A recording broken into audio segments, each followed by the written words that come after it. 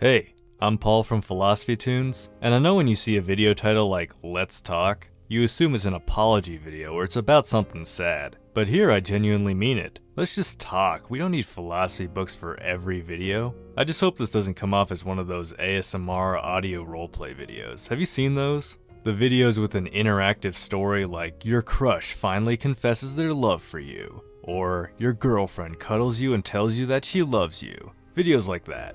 They kinda make me sad. I feel kinda bad for the people that listen to them. Not in a point and laugh kinda way, but I actually do feel genuinely sorry that those people have to resort to those videos to fill some sort of romantic void in their life. But maybe I'm just making assumptions. Although whenever I talk to people about modern dating, they always have a negative perspective on it. I wonder why that is. You know, I've met people who actually prefer those AI partners as opposed to real human companionship. And I mean, for those of us who are pretty happy with their love life, it may seem weird, but I could still see how people desire AI love. I mean, this AI can be personally tailored to be some ultimate girlfriend or boyfriend. They can be programmed to say all the right things, do all the right things, and look exactly how you want. I don't know, for me at least, perfection is boring. Putting aside the fact that you could actually touch and physically be with a human, a perfect AI with no imperfections sounds just kinda dull to me. I think our faults make us special and allow for growth in a relationship. Look, what I'm saying might be obvious to most of us, but just wait till the future comes around and people can start dating AI robots that look exactly like Ana de Armas. I wonder if my pro-human dating stance would be in the minority by then. That's such a weird thing to say, a pro-human dating stance. If I'm remembering correctly, the lecturer Rick Roderick talked about how married couples won't even sleep together anymore in the future, aside from maybe procreation. They'd instead jump into these virtual reality pods and sleep with whoever they want however they wanted. I mean, VR looks kinda funny and video gamey now, but just wait. I'm sure it'll get to a point where you can't distinguish it from reality. But I don't want this video to be all doom and gloom. I'm sure technological advances are usually a good thing, generally speaking, of course. A lot of people would disagree with me though. I mean, heck, you might, and you'd have a good reason to. I think the best argument against technological advancement isn't something to be said, but rather something to be experienced. It's when you're out there in nature, with no cell service, surrounded by beautiful scenery. It's such a unique feeling to be out of the city and in the wild, right? But our reliance on technology seems to get in the way.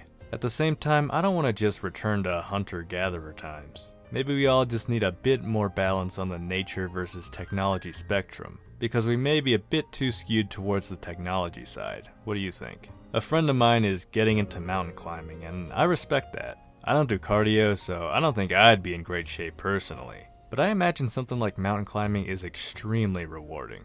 Training and working and suffering, all to get to the top of that mountain and enjoy the view. And yeah, some people might say it's not worth all that effort just to see a view, but I think it's the effort itself that makes the view beautiful. Sure, if I took an elevator up Everest, it'd still look pretty from up top. But to actually climb Everest and work for that view must make it extremely magical, for lack of a better word.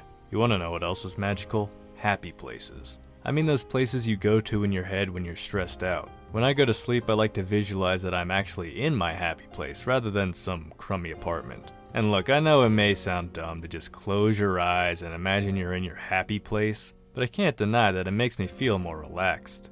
You wanna know what my happy place is? An underground bunker. I know, usually people visualize a garden or a river, but I feel secure when I imagine myself in some fallout shelter. It's like you're truly sealed away from all the anxiety going on outside. I have a thing for minimally spaced and closed areas, it's weird.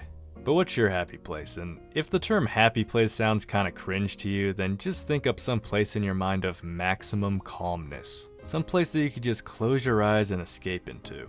If you're ever anxious and meditation just really ain't cutting it, try closing your eyes and imagining yourself in that place. I'm not saying it always works. I mean, hey, there doesn't seem to be an always reliable fix for anxiety attacks or stressful situations. Usually I just throw everything at the wall until something sticks. I drink chamomile tea, I take a bath, I play some video games, I just try everything until it goes away. Do you got any tried and true methods to deal with an anxiety attack?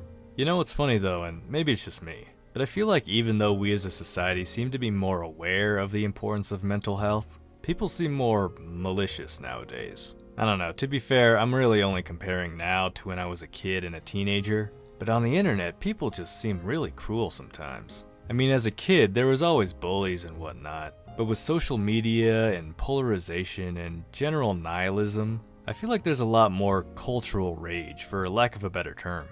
I hope you're happy though, or at least content. I know too many people who are, disillusioned with the world and unhappy as a result.